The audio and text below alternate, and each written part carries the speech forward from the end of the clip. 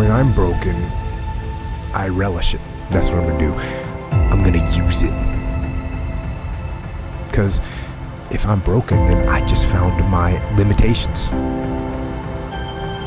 And until I know what my limitations are, how can I push them? How can I get better? But once I see it, once I feel it, once I see where I was broken, then I can attack that weakness. I can fill in that gap. I can reinforce that breach. If you break, it means it's time to fortify your will to make it stronger. And look, there's all kinds of different ways to break. You can break physically, you can break mentally, you can break your heart, you can break your spirit, and none of those are fun, and all of those are gonna leave a mark. But the mark that they leave can be the mark of victory, or it can be the mark of defeat. Because every time you break, and in every way that you break, while it's a chance, it's definitely a chance for you to give up and for you to just to fall apart. But there's also opportunity. There's opportunity to get stronger and get smarter and get faster and get tougher and get more stable and get more resilient and get better. When you break, you have the opportunity to show the world, the whole world, what you are really made of. So if you break, if you break, the fight isn't over. In fact, if you break, the fight is just beginning. And as you crawl up and out of that dismal and wretched place, you're covered in blood and sweat and dirt and filth as you rise above what you were. And as you take the form of who you are supposed to be, you will see that in the very act of standing up, in the very act of fighting on, you will become and you will remain unbroken.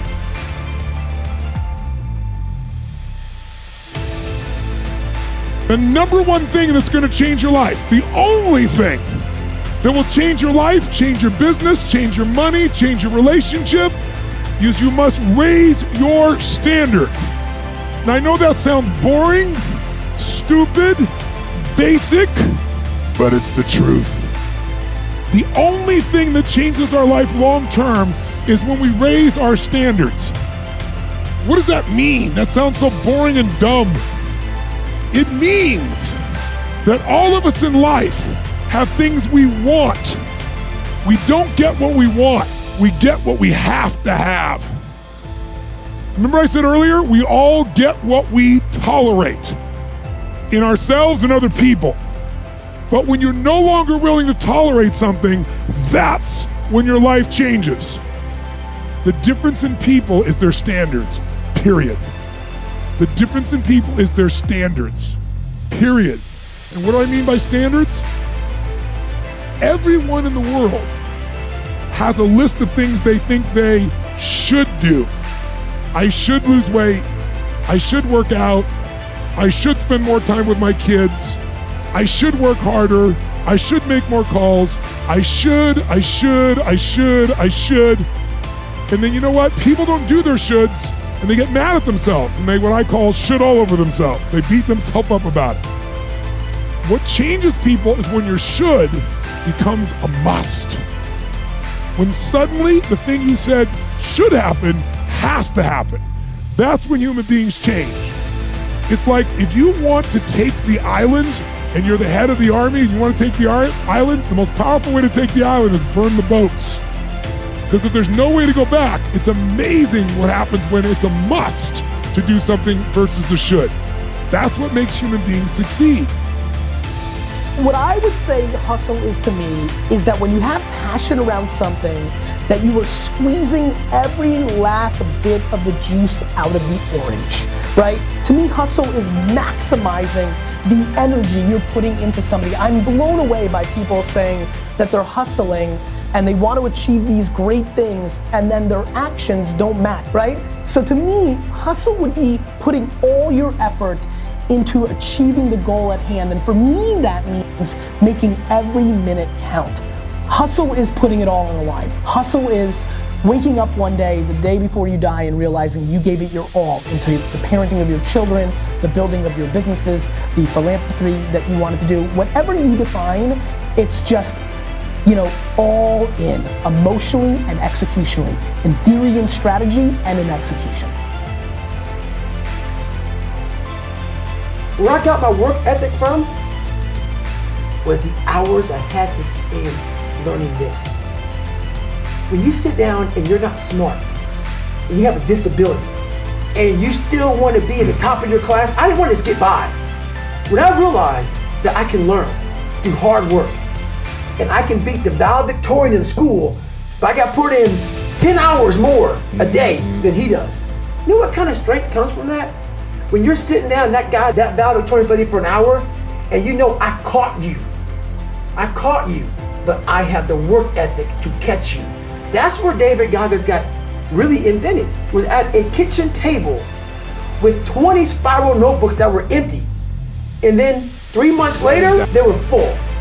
And when you can go through that, I still have them in my storage unit, you go through these spiral notebooks of your life, and you realize, this is how I learned. This is unbelievable. There's no miles. It's not about the miles. It's that, having a discipline every day to say, for me to learn this one math problem, it's gonna take me 10 hours. And you realize through hard work, you can outwork anybody. I come here to remind you that there's only one thing you can do. The only thing you can do, only thing that is controllable, if you want it, if you want this, is work. Started using the word work more than the word hustle, just because I want everybody to understand what we're really talking about here. Nobody you know has become successful outside of it being given to them from their family. Nobody you know has actually created success without working their face off. It doesn't exist. So you can sit and talk about luck, and you can sit and talk about this, that, or the other thing, but I promise you, the only controllable thing you have is your work ethic. I implore you to start matching your work ethic and your actions to your mouth. If you're gonna be a billionaire, you need to realize that most people that create $1 billion worth of wealth don't do anything besides work every single day of their 20s and 30s.